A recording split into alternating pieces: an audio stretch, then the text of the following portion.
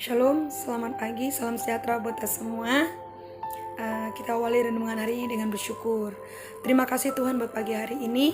Kami bersyukur buat penyertaan dan perlindungan-Mu. Berkati firman-Mu, berkati kami, berkati hamba-Mu ini. Urapi kami dengan kuasa nama Yesus. Haleluya, amin. Shalom, salam sejahtera buat kita semua. Selamat pagi. Iman untuk lebih sabar dan lebih diproses hari ini. Mari kita akan lihat di dalam Efesus pasal 4 ayat yang kedua. Hendaklah kamu selalu rendah hati, lemah lembut dan sabar. Tunjukkanlah kasih-Mu dalam hal saling membantu. Itu dasar firman Tuhan hari ini. Dalam Efesus pasal 4 ayat 1 ini Alkitab terjemahan dari PIS menuliskan hiduplah sesuai dengan kedudukanmu sebagai orang yang sudah dipanggil. Jika kita sudah dipanggil Tuhan, ini bermakna panggilan yang kita terima dari Allah. Itu ditandai dengan kehidupan dalam ciri karakter tertentu. Antara lain, misalnya pertama adalah hidup dalam kerendahan hati.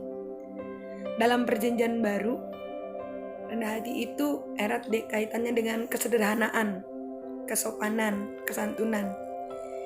Isinya berarti istilah di karakter itu kepribadian yang sifatnya tidak ingin menonjol diri atau mencari perhatian, atau sedang mengukir kebenaran dalam hidupnya, menulis sesuatu yang baik. Itu poin yang pertama adalah hidup. Sebagai orang yang rendah hati, dia menerima kehormatan panggilan ilahi itu tidak memikirkan pujian, tapi dia memikirkan orang lain di atas segala hidup ini. Yang ketiga adalah orang yang rendah hati itu memiliki salah satunya berkat terbesar, yaitu mempunyai kerajaan surga. Itu Matius pasal 5 ayat 33, Matius 5 ayat 3, itu khotbah Yesus. Orang yang memiliki kerendahan hati adalah orang yang mempunyai kerajaan surga. Lalu yang kedua adalah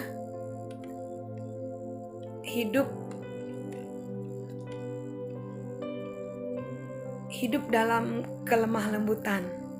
Ya, kelemah lembutan itu adalah karakter orang percaya sebagai sifat dari buah roh. Itu Matius pasal 5, Galatia pasal 5 ayat 23. Ini bukan semata-mata berkaitan dengan gaya bahasa atau tingkah langkah seseorang, namun lebih daripada sifat kesetiaan dipimpin oleh dan diarahkan. Ya, sebagai orang yang menerima kehormatan. Oke. Karakter lemah lembut erat kaitannya dengan sifat rendah hati. Itu kesediaan diarah seperti halnya lemah lembut. Ya, pembajak ladang memikul kuk, berarti ada yang dipikulnya, yang ditanggungnya, yang dikerjakannya dengan tekun. Menjalani hidup dengan lemah lembut itu berarti memerlukan sebuah proses pengorbanan yang besar, perasaan yang harus lebih sabar. Karena itulah mereka layak menerima berkat Tuhan, memiliki bumi. Itu sesuai dengan Matius 5 ayat yang kelima mengatakan orang yang lemah lembut akan memiliki bumi. Ya. Yang ketiga adalah hidup dalam kesabaran. Hidup dalam kesabaran adalah rendah hati berkaitan dengan kesediaan untuk tidak menonjolkan diri tadi. Ya, sedia, sabar, lemah lembut berkaitan dengan kesediaan untuk diarahkan. Ya.